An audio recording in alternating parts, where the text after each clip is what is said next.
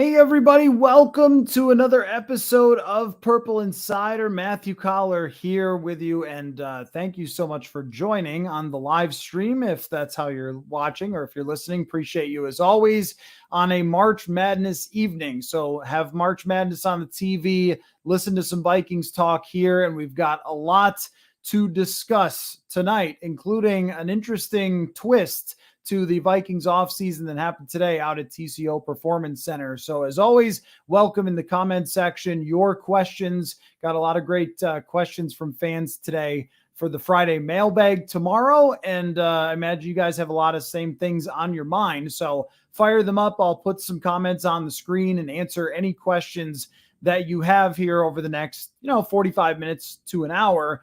But the place that we have to begin with is Harrison Smith, who is coming back. A very interesting move today for Harrison Smith to decide to restructure his contract. And to tell you the truth, I think that I expected it for Harrison Smith to come back. I mean, for one, I don't think that last year was really the year that Harrison Smith wanted to end on. I mean, playing for Ed Donatel, being misused, and we can really point to it on paper how he was the smoking gun in a way for, ironically, the hitman, the smoking gun for Ed Donatel not adapting his system to his players' strengths in the ways that he should have. And you don't have to look any farther than the amount that the Vikings blitzed Harrison Smith compared to the past and played him in the box compared to the past, where Mike Zimmer had always used him a lot at the line of scrimmage, always used him as a blitzing weapon. And that was something that Ed Donatel seemed allergic to doing. And there couldn't be, I think, much more of an obvious mistake than not using Harrison Smith up at the line of scrimmage. He is one of the best box safeties of the last decade. You had kind of Troy Polamalu before that and Harrison Smith and Cam Chancellor going back a little bit. Those are your box safeties. And to not use him in that way, it just struck me as bizarre. And I think that when he looks at how Brian Flores uses his safeties and the defense that he deploys, he's going to be a lot happier. He's going to be used a lot better. And I also didn't look at Harrison Smith as somebody last year that was washed in the same way that you may have looked at other players that they've moved on from recently. But I didn't think that Harrison Smith had nothing left and they had to absolutely move on from him. It does bring about the question, though, of course, so now where are we at? Because after Adam Thielen was released, and we were talking about on that live stream, okay, is this really a rebuild now? And my answer was, yeah, I think that it is. I think that that's the direction that we're going, is we're going to see maybe a complete roster purge. And then we didn't. And they restructured Kirk Cousins to make some cap space, which further pointed toward, okay, they're not getting rid of everyone. And yet still, here we stand wondering what's going to happen next. And each day I've come on here and said, should be coming soon. These answers should be coming soon, folks. I promise you it's coming soon, but there has to be answers to these situations. And also we need to talk about Alexander Madison as well and what that means. So plenty of news, but also this is a question from Asa here, is the Marcus Davenport situation, which now we have a situation with Marcus Davenport, because we went out today, the Vikings beat, and we went to the press conference expecting Marcus Davenport along with Byron Murphy and Josh Oliver. And we got 2 out of the 3, but not Davenport. And I don't know what is happening, because the answer was like, oh, contract things need to be resolved and so forth. But we don't know if that's regarding his health or if it's something else when it's the details of a contract. Remember, until it's really final, until it's registered with the NFL, it's only agreed upon. And it seems that Jimmy Garoppolo is dealing with the same thing with the Las Vegas Raiders. It's only agreed upon. That doesn't mean that it is signed, sealed, delivered. So since they just announced Byron Murphy and Josh Oliver, those ones are in the system. And it's not about the press conference, it's signing them. And you've probably seen the Vikings tweeting out, they've signed their contracts, they're in the system, they're good to go. But that is not the case for Marcus Davenport. And how that thing is going to work out, I don't know, because the Vikings, was it PJ Hall? Was that the guy's name that they picked up off of waivers, brought in for a physical, and then went, oh, no, we don't think so. And then they brought him in, and then he was right back out. If that happens with Marcus Davenport, that is going to be a pretty big blow. And I don't want to overreact, because this might be all taken care of by tomorrow, or there might have been a situation. So there's a lot of different options here what this could be. There might have been a situation where they needed to create enough space for Za'Darius Smith. And this is exactly what Thomas is getting at in the comments here, is could it be that Za'Darius Smith is the holdup, that they are still trying to trade Za'Darius Smith rather than just cutting him? And that's, again, I don't know. I mean, does that seem like a likely scenario? Yeah, it does. But Marcus Davenport has also had some issues in the past with his health. And I got a message from somebody who is really dialed into the Saints that said kind of always something with Marcus Davenport. And that's not really what you want to hear as far as the situation goes. But if I had to take a guess, I would say that it's more likely that in order to make the balance work of the books with the salary cap, since you can no longer go over the cap after the league year starts, between the end of the season and the beginning of the league year, you can go over the cap as long as you are cap compliant by that first day. So they were cap compliant by the first day, but until they make this signing, they have to make sure they have enough space. And they also signed Alexander Mattison. So if we're adding up all of the tea leaves there, then probably what's going on is that they need to figure out how to move on from Za'Darius Smith in order to include Marcus Davenport and to make it official with him. That's the best guess. But if it's something else, then, I guess I don't know if it's something else when it comes to Marcus Davenport. But it's not going to be good for them if it is, because we were looking at that as an A+ type of move where you get somebody that has potential high ceiling and has sacked the heck out of people in the past with 9 sacks 2 years ago, but last year only had a half a sack. And he's had a lot of pressures in his career and a lot of good PFF grades, but not consistent sack production. Still, that seems like a really good bet for the Vikings to make. So if that ends up not coming to fruition, then they have to look around and scramble and figure out what to do. If he came in, and again, this is running through a bunch of scenarios that by tomorrow could all be resolved. But if he came in and there was something that did not work out very well with Marcus Davenport, whether it was his past injury history, his details of his contract, of how much is guaranteed, how much would go away if he's injured, what his incentives are, all those things. If there's something that's a holdup and it ends up not working out, then kind of who's next? Or do you call up Za'Darius Smith and say, actually, Za'Darius, you're going to stay. You're going to be a Minnesota Viking.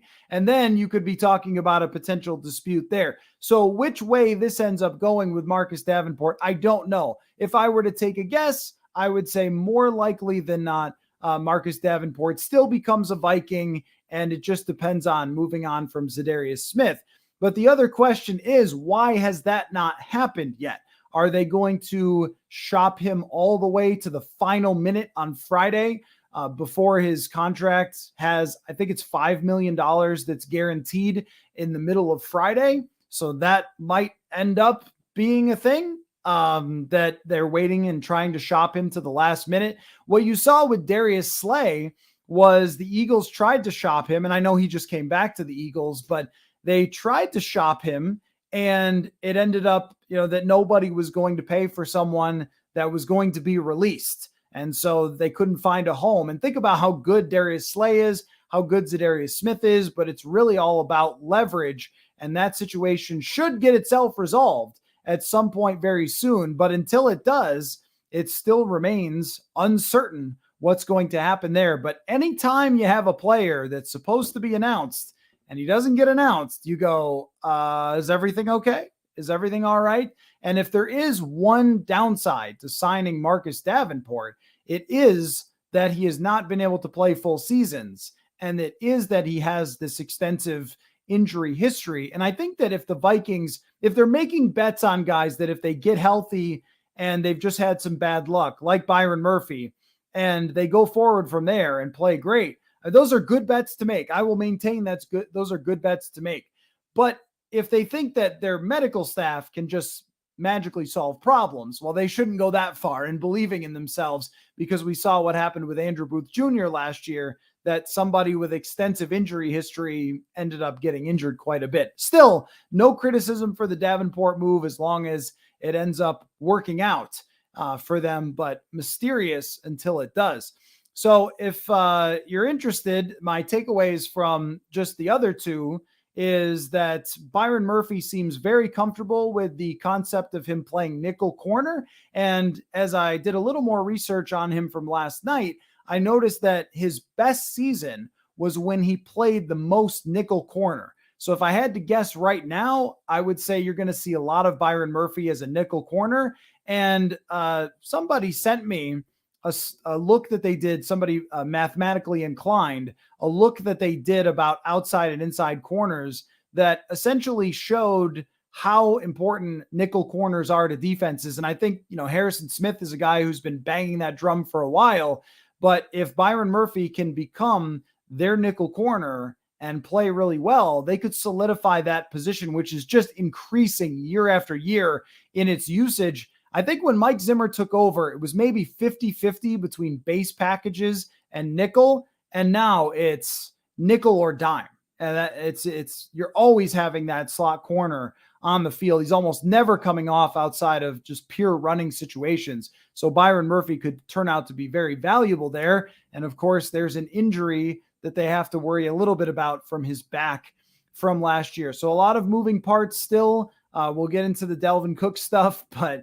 rumors continue to swirl as they always do when a player is on the trade block. And it wouldn't surprise me if there's a ton of conversations going on with him, because the Vikings simply cannot make this work, right? And I guess I should never say this when it comes to their salary cap, because they will make things work if they want to. But with Dalvin Cook and Alexander Mattison, it just would defy any logic to me that they would get Alexander Mattison to agree to come back without knowing what they were going to do with Dalvin Cook. Because don't you have to tell Alexander Mattison how he's going to be used? And wouldn't his goal be to be in a position where he could be a starting running back? And I'm not sure that there are a lot of other teams in the league that would make Alexander Mattison their starting running back. So I think that points strongly toward a Dalvin Cook trade, but there isn't as much of a hard deadline as there is with Za'Darius. So by tomorrow afternoon, we got to figure out what's going on with Za'Darius Smith. With Dalvin Cook, this could stay up in the air for quite a while for them to figure it out. But it makes a lot of sense to me to just move him off to the highest bidder if they can for Dalvin Cook. And I think there's probably a handful of teams out there that would do it. And maybe there's just particulars involved, how much money and everything else that's going to go into it. But I think that Mattison signing makes that much, much, much more likely that they will move on from Dalvin Cook. And then there's the question of, do we like the Alexander Mattison signing? And I do. I know that it's a little bit of money, but it's not a lot of money. And we're talking about somebody who has hardly any mileage on them. That's for sure. No injuries that I can remember of any significance for Alexander Mattison. And he's not a speedster. He's not a breakaway runner. He's not going to get you too many 50-yard touchdown runs, but he is very consistent. And I did this today. Someone asked about the negative runs, because Dalvin Cook had more negative runs than anyone in the NFL last year. I think it was 63 negative runs. That's a lot of or zeros or negatives. I went through Alexander Mattison's career and I could only find 8. And a lot of that's offensive line, but the man knows how to plow forward. And also a subtle thing that I think that Alexander Mattison is very good at is actually catching the ball. Dalvin Cook, I don't believe really ever had the best hands where they could trust him in more of a receiving role, but Alexander Mattison usually is pretty good with that. There was a play maybe 2021 where they had him run a slant and caught a touchdown. And I think they could use him a little more in that role. And I think Kevin O'Connell wanted that out of the running back from the way he talked last year. And then it just never came to fruition. So, I think that Alexander Mattison makes a lot of sense as an experienced running back without a lot of mileage who can play. And he's intelligent, and he can pass block. He can do all the things that he's asked to do. But also it gives an opportunity where one guy doesn't have to be the entire backfield. And that right there, I think, cost them in recent seasons. If you look at Dalvin Cook first half versus second half of any season of his career, it is a significant difference. And part of it is that the man is just used like crazy. It's almost like the name recognition, the draft status, and how good he is at his peak made them just continue to run him out there constantly. And they never, ever seemed like they wanted to take him off the field. And by the second half of the year, he was dragging. And that was the case for this year. His last 100-yard game was against the Bills. Think about when that was. That was in the middle of the season. I think that took them to like 8-1. And then the rest of the way, he never had a 100-yard game. I mean, I don't know why they never wanted to make a rotation out of that. They drafted Ty Chandler. He was banged up for a good portion of the season, but he didn't get used. Madison barely got used. And then they used Madison at the end of the year against Chicago. I know it was backup stuff, but I mean, the guy can play. He's a good player. And a lot of people wanted him traded last year when Ty Chandler had a couple of good preseason snaps. It's like, there's no reason to be giving away somebody who can play. And I think bringing him back is just fine. If you pair him, if you don't ask him to be a 300 carry back and you have a rotation in your backfield, Ty Chandler is blazing fast and has great quickness. And also Kene Wong was one of the fastest people in the league. You'd like to see him actually get used, although it seemed like there was some unhappiness with Kevin O'Connell in regards to Kene Wong. I'm not really sure what exactly that was about. But re-signing Alexander Mattison, bottom line, there's no other way to read it, points toward moving on from Dalvin Cook. The question is just, can there actually be a trade that gets pulled off? Is a team going to actually give the Vikings something for Dalvin Cook? And is that why this is dragging out with both he and Za'Darius Smith? From Asa again, can we give a moment of silence for the legend Chris Thomason leaving the Vikings media? Yes, from the Pioneer Press, our friend from the beat, Chris Thomason, is heading to cover the Denver Broncos. He announced that today. And I'll just say this, that, all of you, I'm sure, know Chris Thomason's personality on Twitter, and he's very funny. And he tweeted out what has now become infamous with the Prince photo that he got from Harrison Smith, which if you saw Harrison Smith on Instagram, he put a Hitman logo on Prince's hat. So that was good. But, and I think a lot of you may know him also for, there were times where Mike Zimmer, I think, took out some of his frustrations on Chris. But knowing Chris personally, he has always been one of the nicest people you'll ever find to me. He is extremely funny, witty, a really knowledgeable and worldly guy that we've enjoyed having. So, I know, and I thought also that, Mike Zimmer made himself look bad on a number of occasions by going after one reporter in particular, when a lot of the questions that were being asked were stuff that any of us would have asked. There was something personal there for Zimmer, and I thought it made him look kind of small to try to bully somebody the way he did, but not a reflection of who Chris is, by the way, just as a person, in my opinion. So we will miss him. We will definitely miss him. He is one of the wittiest people that I have ever met in my life. And since day one that I got to the beat, he was always incredibly nice to me. So it will not be the same without him. From Jacob, do you think that they are contemplating maybe keeping Za'Darius to play with Hunter and Davenport for 2023?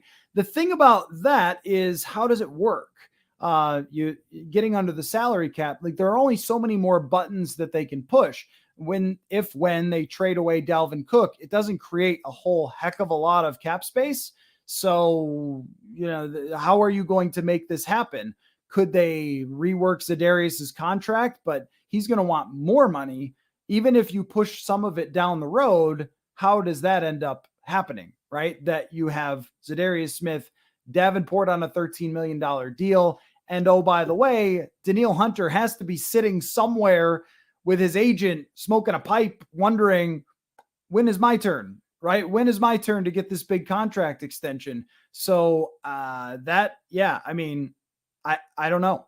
I don't know how that would happen. I think that they would ideally have wanted to keep Za'Darius Smith. If you're keeping Harrison Smith, then that means you're trying to build up this defense to be a lot better for Brian Flores. And that seems to be what they want, is to have Brian Flores get a much improved defense. Naturally, I think when Brian Flores came here, I'm sure one of the big questions was, hey, do you think I could keep some good defensive players if you're Brian Flores? I'm sure he wanted to make sure that he was going to have some players to work with. And they likely thought, the way that things at least have played out, that Za'Darius Smith was going to be one of those players. And then he said that he wanted a new contract. He wants to be released, and he sells his home.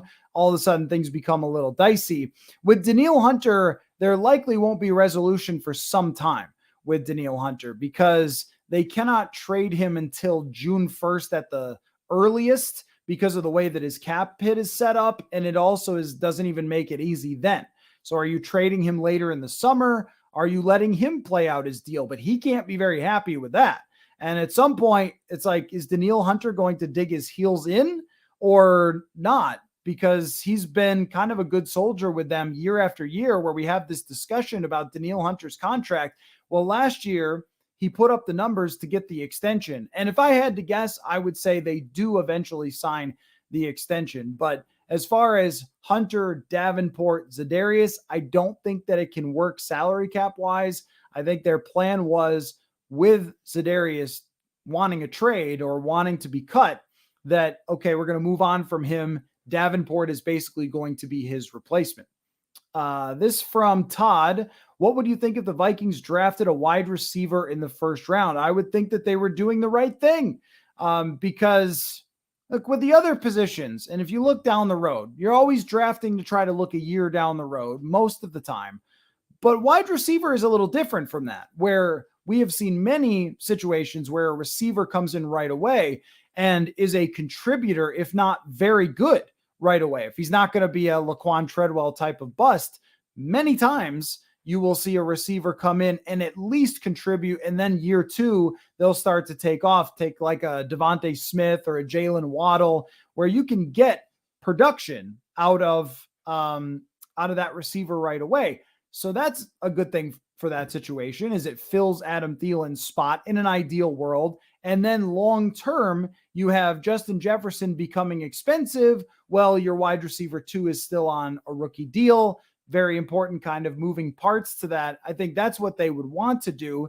And look, if you add up the other pieces around Justin Jefferson, so we always talk about around the quarterback and we include Jefferson, but let's talk about everybody else not named Justin Jefferson. TJ Hockenson is a great underneath wide receiver, but I believe he caught one pass that traveled over 20 yards last year. He's not a downfield type of threat. He's underneath, yards after catch. Josh Oliver, I think, can have a little more of a ceiling as a pass catcher, but he's a blocking tight end, as he was willing to tell us in his press conference today.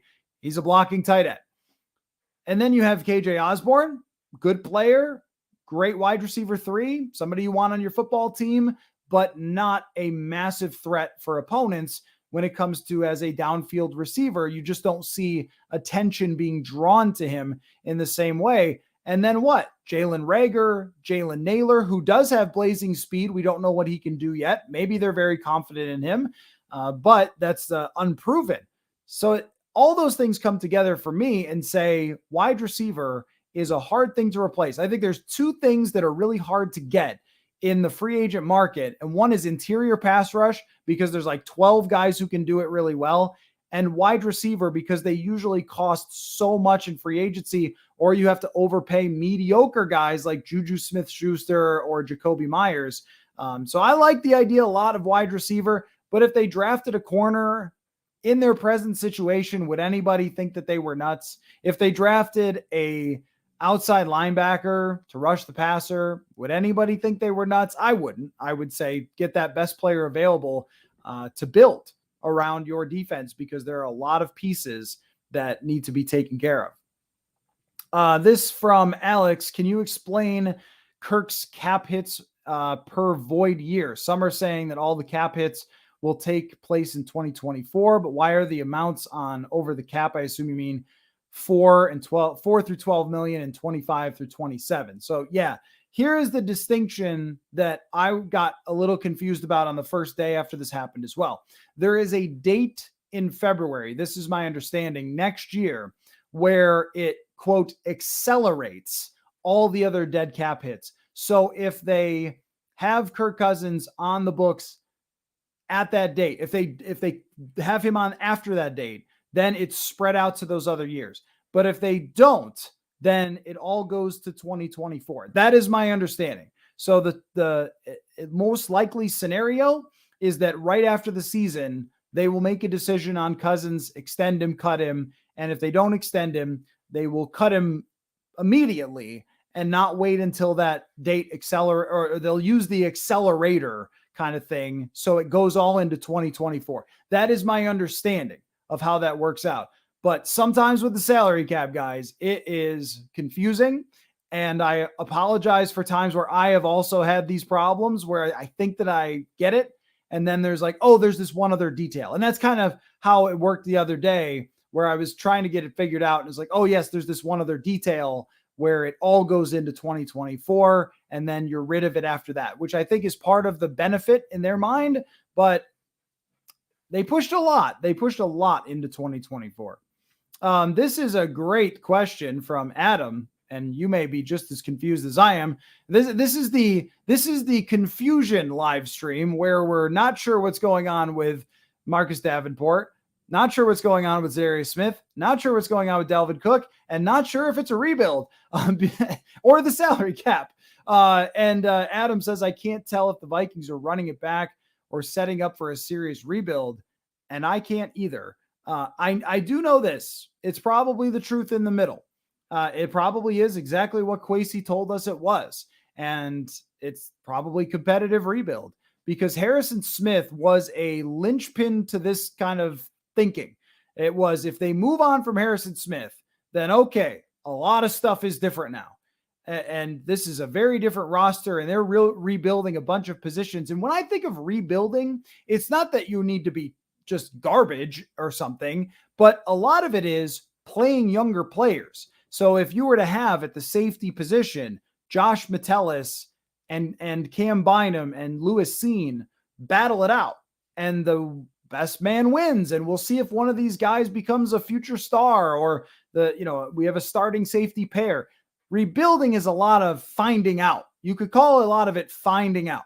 You take away the pieces that you're sure of, and you find out about the rest of them. Well, they're not going to do that. And maybe you could say last year they found out on, Cam Bynum that he's more of a backup type player. And I would tend to agree with that. This year is about Lewis Cine, and he's going to play with Harrison Smith. And I'm fine with that. I don't think this is like a tremendously bad move to keep Harrison Smith. And if he wants to retire a Viking, he has earned that right to retire a Viking, especially in taking a pay cut, as it seems, for this year. And I haven't seen the cap figures. If they're out on over the cap, let me know, but I have not seen those yet. But it's still, that's not rebuilding. If you say to a player, hey, if you want to come back, you can, who's a veteran, that's not rebuilding. Rebuilding is, thanks for the memories, we're going to try out these younger guys.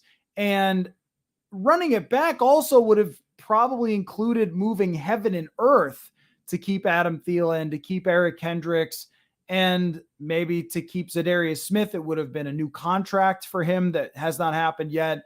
It might have even been bending to Kirk Cousins to make sure his cap hit got even lower, although they got it down to 20 million. And this just shows you in what bad shape they were to get it down to 20 million and still be having these conversations about needing to get rid of players to even add a rotational pass rusher in the past with injury problems. I mean, that just shows you how many issues they have, but they haven't pushed a couple buttons that they could. Straight up cutting Za'Darius Smith has not happened. And, there's a couple other things. Brian O'Neill as a restructure hasn't happened. It really seems like what they want to do is have a good year and fight as much as they can to win the NFC North again, and which is possible. And then after that, have a team that's very strong to drop in the next quarterback into, whether they draft them this year or next year. That seems to be the way that it is set up. So, yeah, I mean, I don't know that it fits very well in either one of those categories. And it is difficult to escape the middle. That's something that they have not really been able to do in all of the Kirk Cousins years. But at least we kind of understood in the past that it was all in. And, I thought that also that the TJ Hawkinson move was a very all-in move for last year. And that signified that they understood that this year was going to be a lot harder. And yet you're still looking at some players that were long-term staples that are on the roster as we speak right now. Now, if they move on from Dalvin and they move on from Za'Darius, it'll be rebuildy-ish. And bringing back Garrett Bradbury is it's not a win now move or a rebuild move. It's kind of now and then, because you're going to keep him for multiple years. So, I don't think that it fits perfectly into either category, but if they lean too much toward running it back and hurt themselves for the future, then you'd be concerned. If Dalvin Cook comes back with Alexander Mattison, we're going to be like, what? Why? But it just doesn't feel like it's headed in that direction. I think that we have a good sense, and I was kind of joking around about Za'Darius and Dalvin and all the things that we're waiting on, but I think we have a good sense where these things are headed. And if they go that direction, then I think it is in that competitive rebuild where they have not significantly harmed themselves, aside from that Kirk restructure, that they have not significantly hurt themselves for the future. And they have found some pieces that they're going to learn about, Byron Murphy and potentially Marcus Davenport. Let's not make that assumption anymore after today, but I'll say probably Marcus Davenport as well. From Alexander here, would you be down with drafting Kalijah Cansey at 23 if it means interior pressure, but he's only a rotational player or is terrible in the run game? Yes, I think that I would. You'd have to have somebody else next to him that could stuff the run, and they do in Harrison Phillips, who's going to be here for some time. But there is nothing like interior pressure, and we have seen it just wreak havoc on the Vikings for many years, all the pressure up the middle, and there are so few guys who can do it. If you give me a Grady Jarrett, who's not necessarily a dominant run defender, but he can create tons of pressure, then I think that that has so much of a benefit that you'll take the L's in the run game, because you can kind of cover up for that if you have someone who's going to dominate so much. Now, when you say rotational, though, that kind of matters what you mean, because if rotational means he comes off the field on 3rd and 1, okay, I don't care about that. If rotational means he can only play 400 snaps because it's got to be only on 3rd down, well, that's a little bit different. But if you gave me a version of what Tom Johnson was in 2017 and souped that up, or if you gave me, actually, there's an even more recent example, the good Sheldon Richardson in 2018, would you take that with the 23rd overall pick? Oh, yeah, you would take that over with the 23rd overall pick for sure. And if Kalijah Cansey can be that, comparing him to Aaron Donald is just ridiculous because no one's going to be Aaron Donald.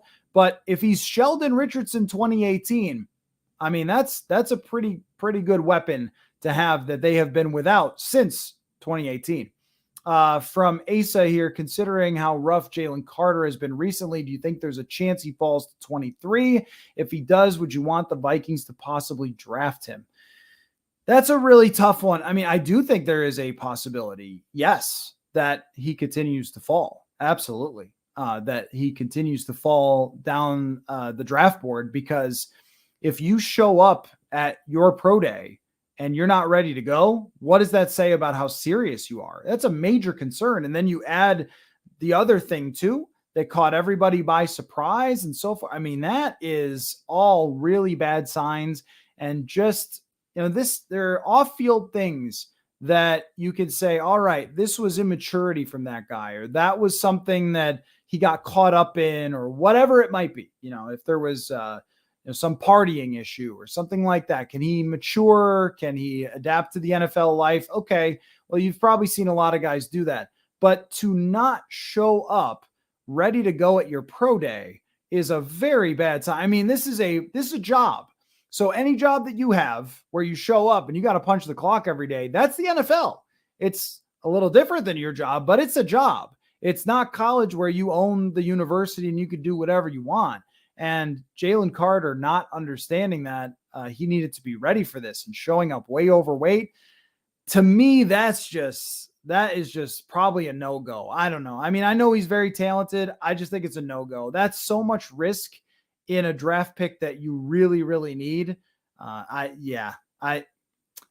just can't go there. I just can't go there with Jalen Carter. I think that it should just be kind of like a don't bother, don't go for that. Just totally pass.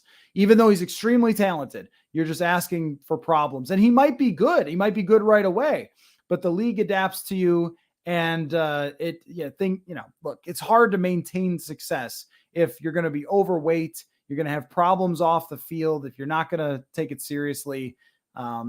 Pretty big issues there for him. Too concerning for me to say yes to that, even though it would be like a good deal. Let's see from Thomas. I'm all in on DJ Chark. Yeah, okay. I mean, that's totally fine to be in on DJ Chark as someone who could be a helpful receiver at a very cheap price, but not passing on the receiver in the draft because of DJ Chark, as Jason brings up.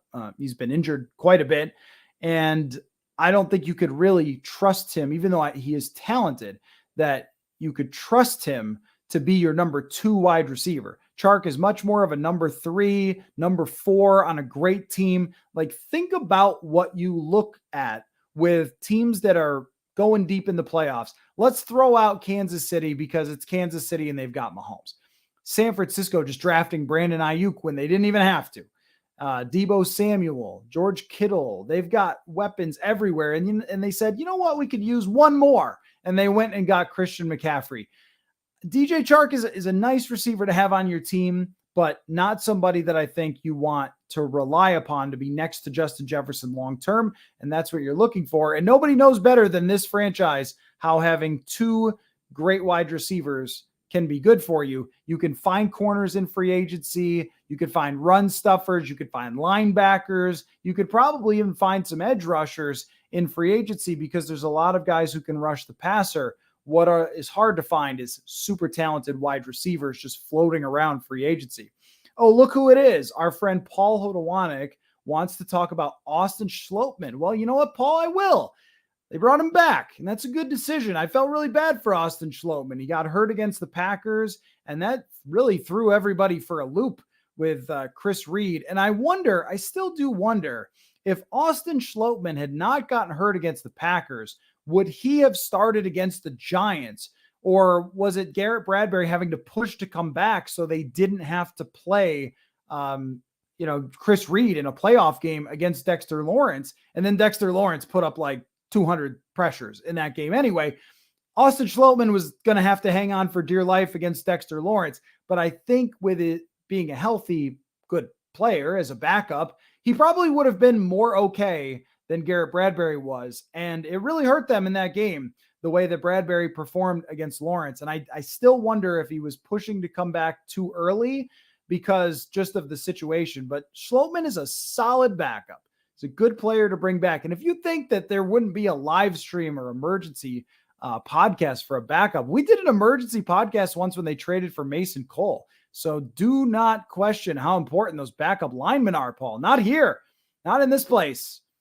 Jacob says, I think we might have something with Jalen Naylor. You never know. Yeah, you never know is kind of the key point, though, right? I think so, too. I think he might be able to play. I was very impressed when he got in. The guy is super fast, and he can catch the football.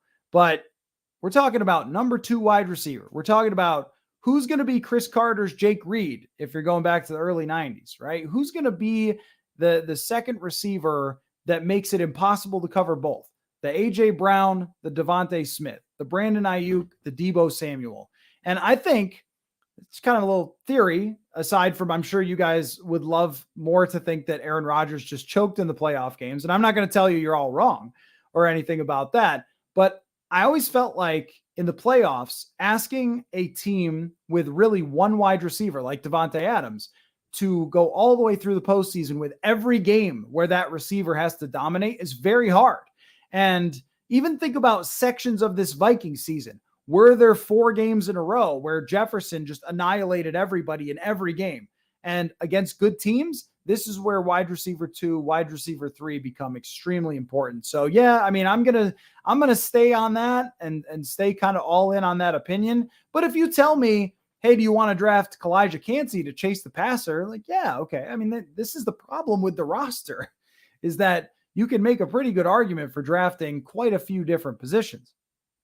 Let's see, from Jason, with Harrison Smith back and Scene projected to start, can Cam Bynum move back to corner since our depth is so weak? He was a press corner at Cale. I don't think so. Maybe nickel, but I don't think so.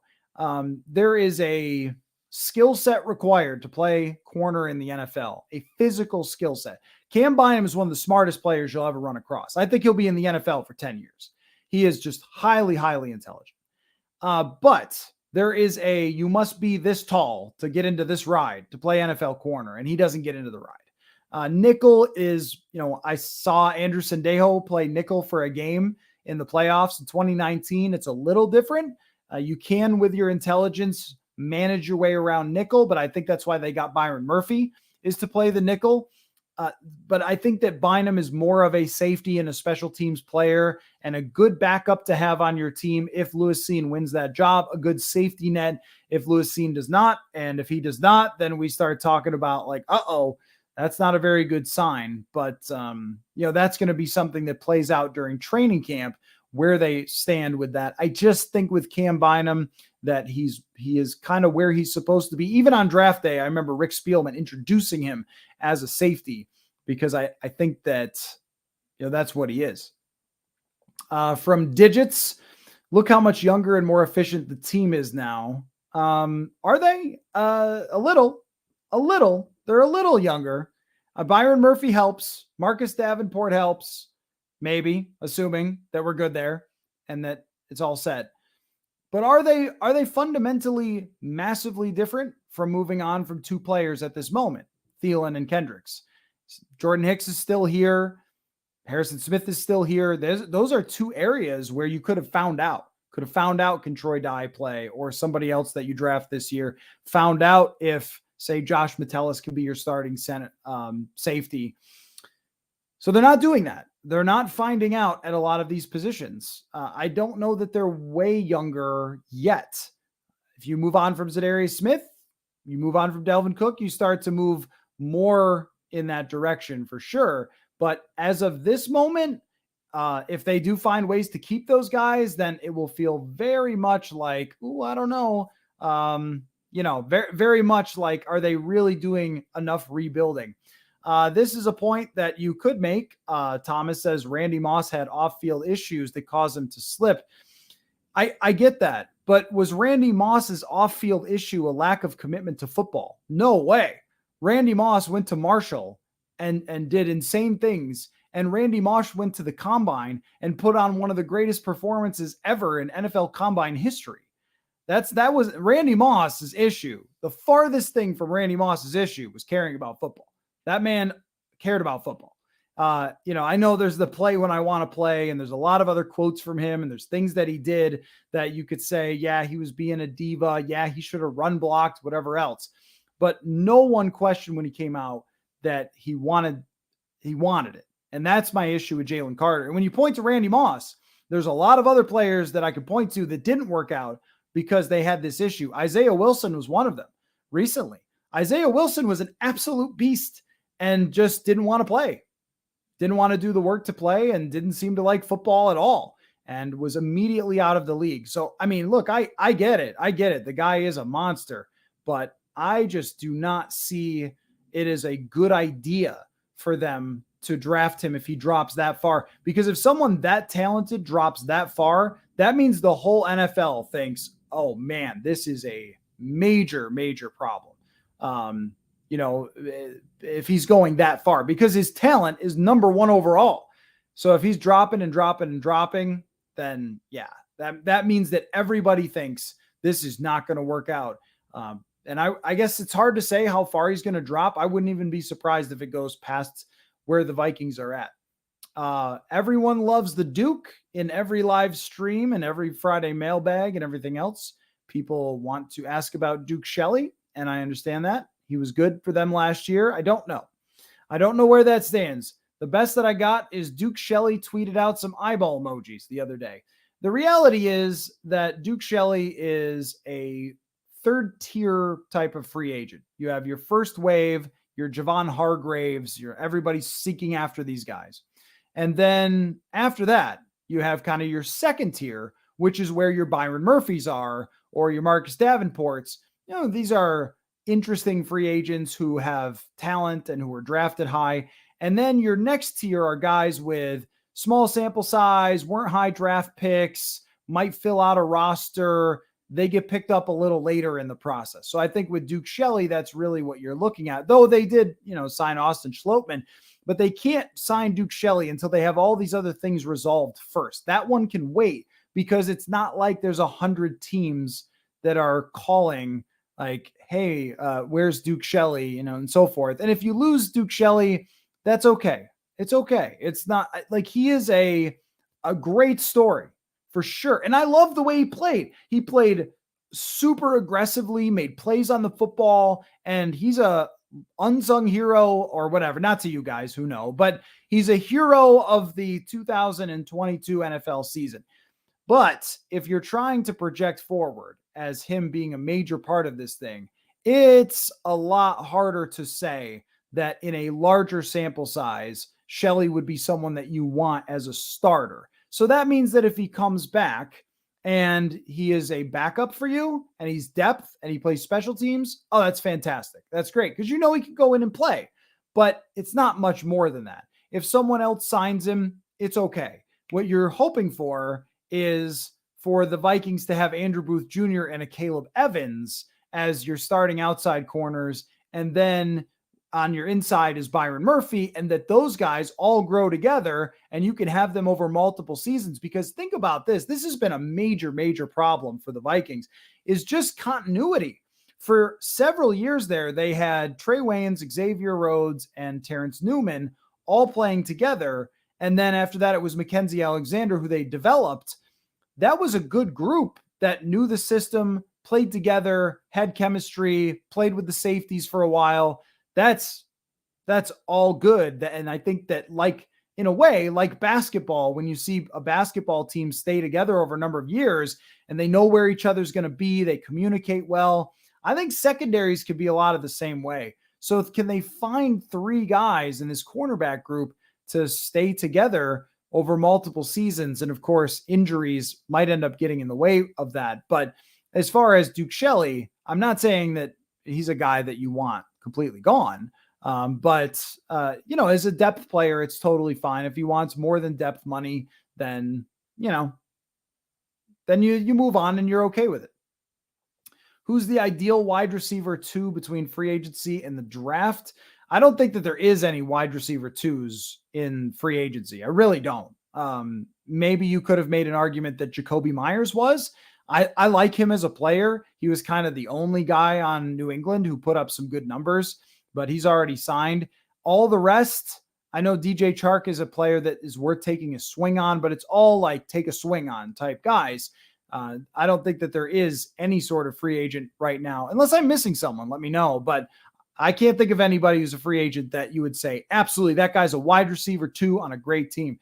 And maybe DJ Chark would have been a few years ago with Jacksonville, but he's had a lot of injuries over the last few years, and he played about half the season with Detroit. That to me is a wide receiver 4, that if he gives you anything more, and that goes for almost every free agent, it's a 3 or 4. If he gives you anything more than that, great. I like Zay Flowers a lot. I also like Jordan Addison a lot. He's a little bit on this. I mean, there's a lot of small receivers here. The guy from TCU is a beast. He's probably going to go higher than where the Vikings are at, but There are, I think, multiple good options for the Vikings of good route running players that could pressure opposing defenses, or at least have the skill to, if they end up working out in the draft, that project much more as wide receiver too. And no matter how much you like Jalen Nailor, he barely played. I mean, we're going to have to see more from Jalen Nailor to really know. And then if he turns into a great receiver, that's phenomenal. They have had a history of finding these guys late in the draft, but I don't think you can rely on that and say, okay, it's Justin Jefferson and KJ Osborne and Jalen Nailor. There has to be another player there. And I don't think it's coming through free agency. Maybe they've got their eyes on someone in a different round, but that's why it points to me to wide receiver in the first round as being pretty good potential. Would trading up for a quarterback be smart for us since it's Kirk's last year? We assume that it's Kirk's last year. I won't count that one out. It's kind of like Brady retiring or something. Like we all think, but then we won't know until it actually happens. Yes, trading up for a quarterback would be the best way that they could set up their franchise for the future. And it would be smart. Whoever falls, any of the 4 top quarterbacks, I think that if you were to rate them like a 1 to 10 scale, how good of quarterback prospects they are, the difference is probably, let's say, a 9.5 to a 9 or something. Like all these guys are pretty close.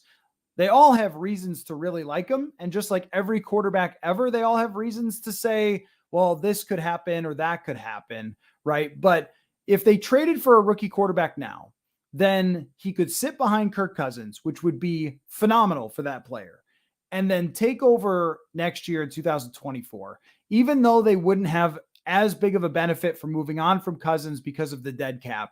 You can still give the man Justin Jefferson and more and set him up with a pretty good offensive line with 2 very good tackles and be on your way to developing that person as your franchise quarterback in the ideal scenario, and then have several seasons where you can, under his rookie quarterback contract, load up the rest of the roster. So yes, the answer is 100% that is a smart move if it can happen. The problem is the next question here from B. Young, how far would a quarterback have to fall? That is the hard question. Now, if we go to the past, we have seen the Bears trade up for Justin Fields. And I don't remember exactly, was that from like 21 to 12 or something like that, from the 20s up to the early teens. If one of the guys gets into the early teens, I think that does become possible. And, Dennis points out that they don't have a lot of draft picks. However, you can move a first, a next year's first. And of course you would say, well, look, you don't want to do that because they've got these other roster problems. And that's true. But by the time you're ready to compete with that guy, you can make up for what you gave away in free agency. And I present you the Chicago Bears, who still have the most cap space in the league, despite spending all over the place so far.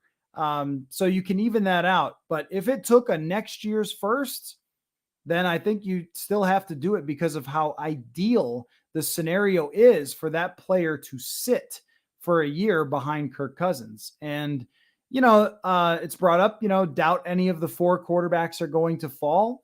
Probably not, but not into their lap at 23.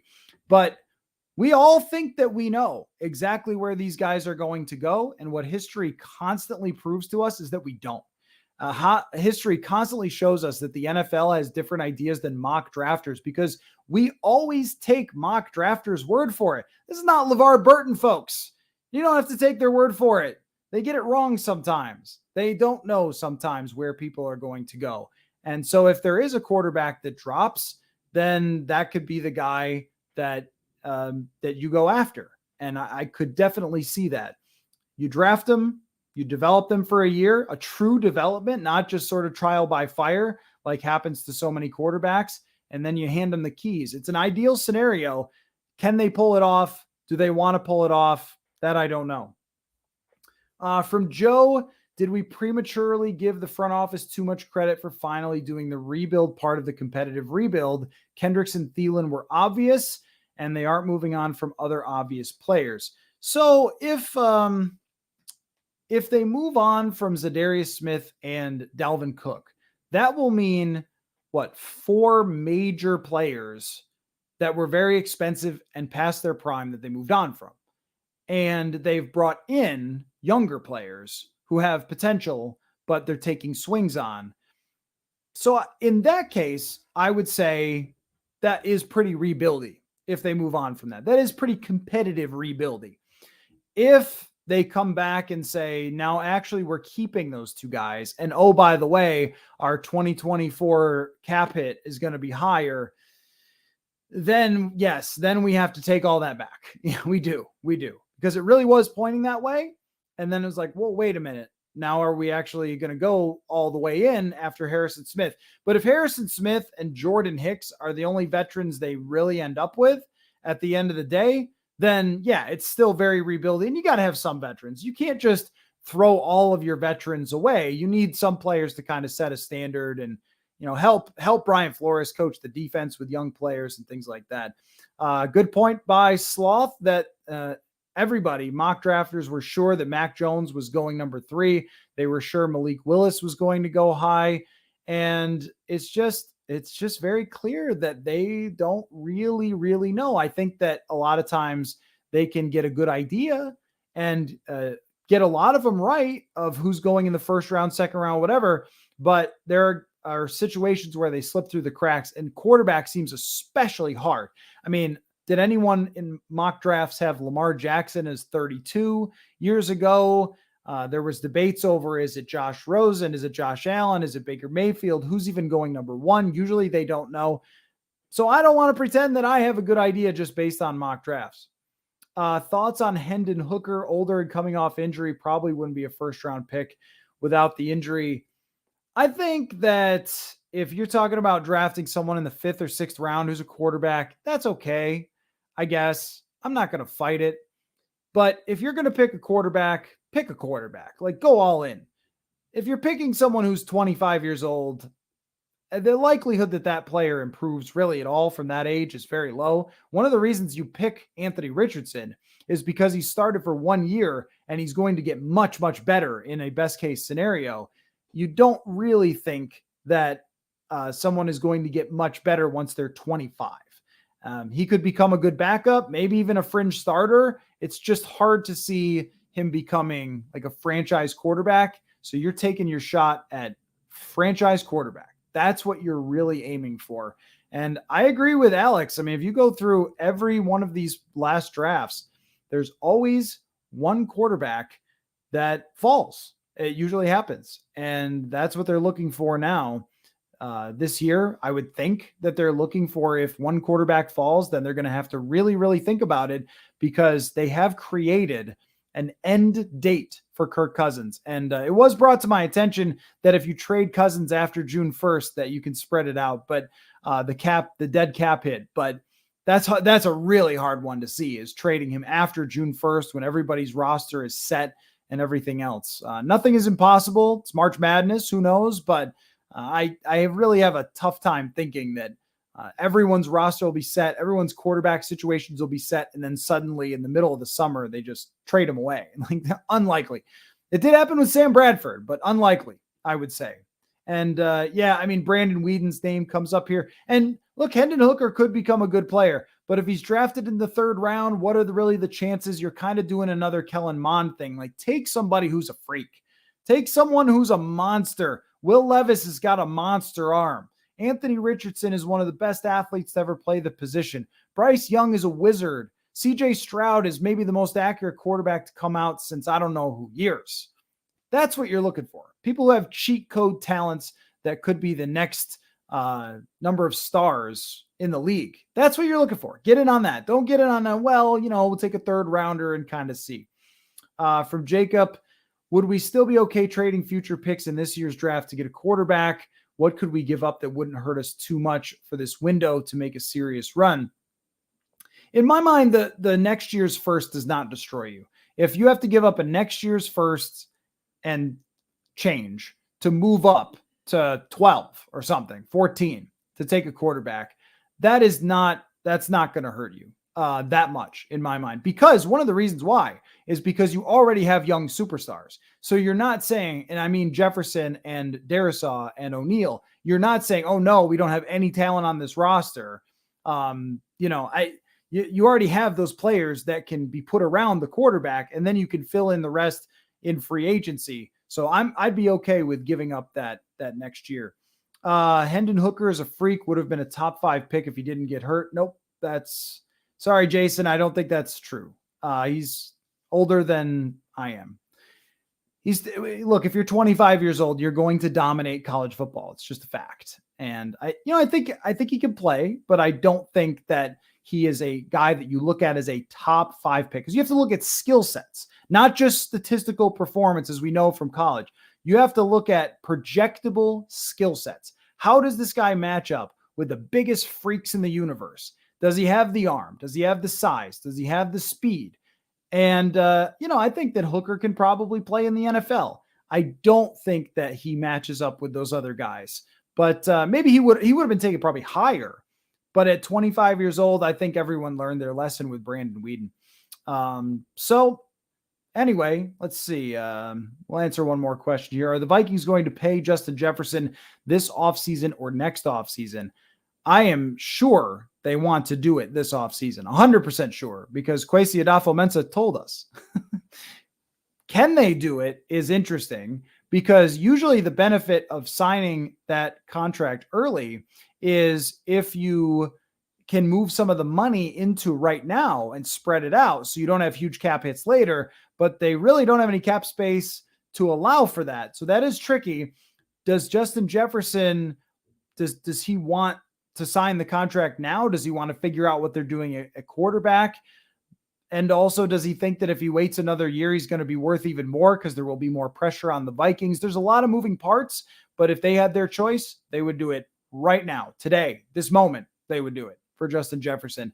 It really comes down to how he feels about it, which may be one of the reasons that they can't let everybody go, because his feelings have to be considered in all of this as well. So anyway, well, this has been really, really fun again.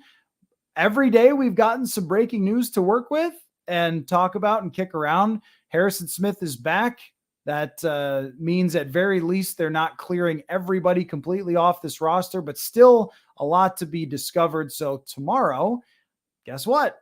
I'll still be around. I'll still be waiting for answers just like you guys. I'm sure we'll get some resolution on Za'Darius Smith, Marcus Davenport, go from there. And then we'll see on Dalvin Cook. That one looks like it could take a little longer to play out, but who knows? We just finished doing a show, which means it could happen 5 minutes from now. So thanks again, everybody. All you folks who join, I'm just so appreciative of all the great questions, and I've really enjoyed doing this more often, and I want to continue to do so throughout the off season because you guys make it really fun, especially as NCAA games are going on and everything else. To have this many of you guys watching and listening is awesome. So thanks so much for the time, and we will catch you guys again soon. Appreciate it.